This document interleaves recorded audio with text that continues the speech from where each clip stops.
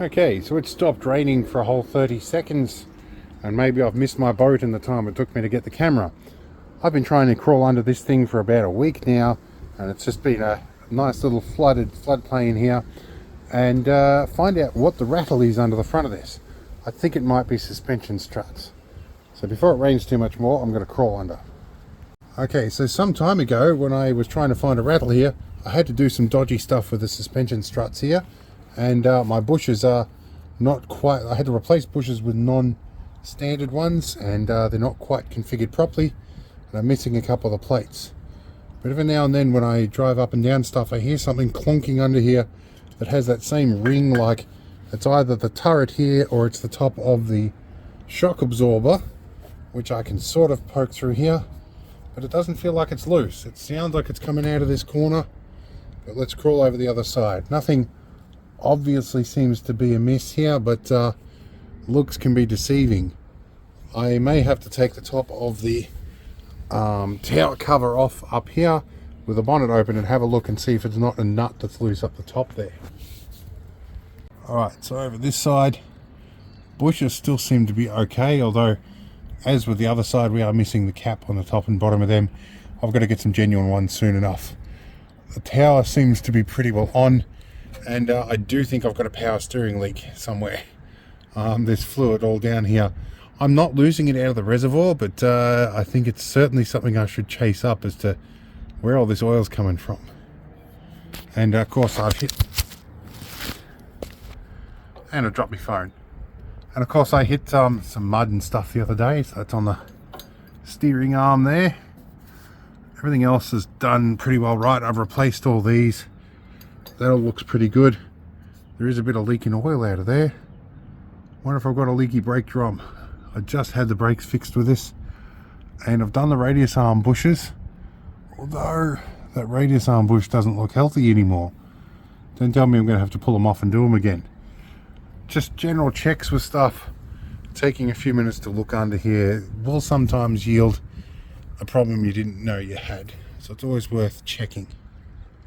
So up top here, what you can do is you can undo these screws, take this little cap off, and you can see the top of the strut tower, or the turret top.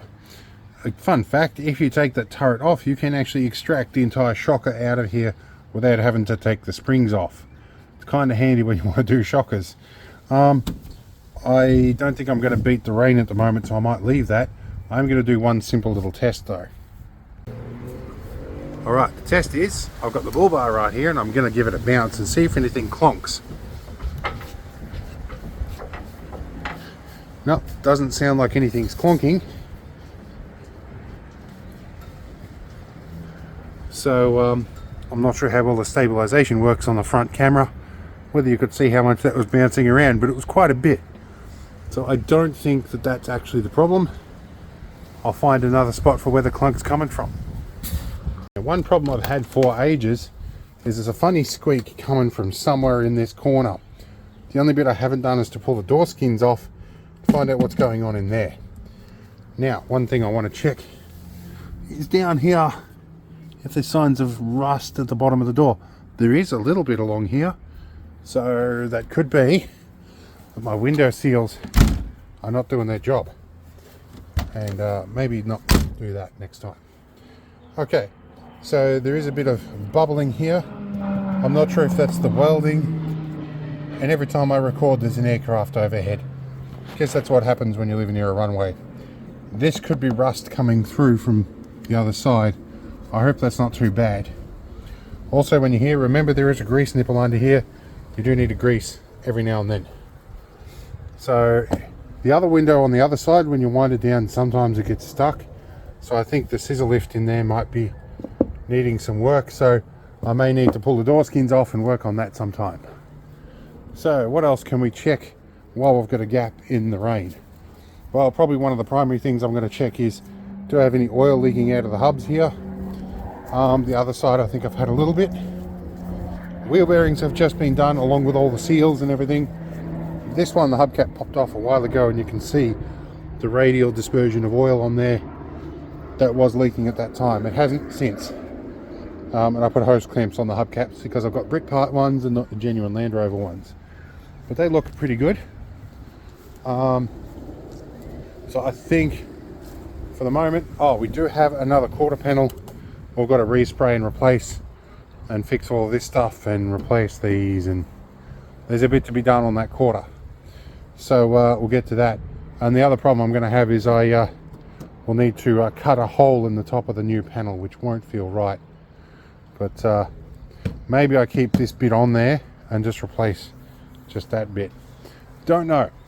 Anyway, this is just a quick little scamper out here in between rain bursts, and I've promised to do some Land Rover content.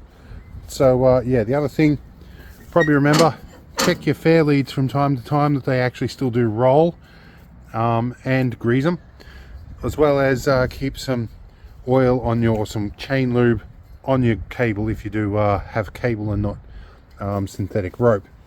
And remember these little grease points. This is the PTO winch, not the electric one.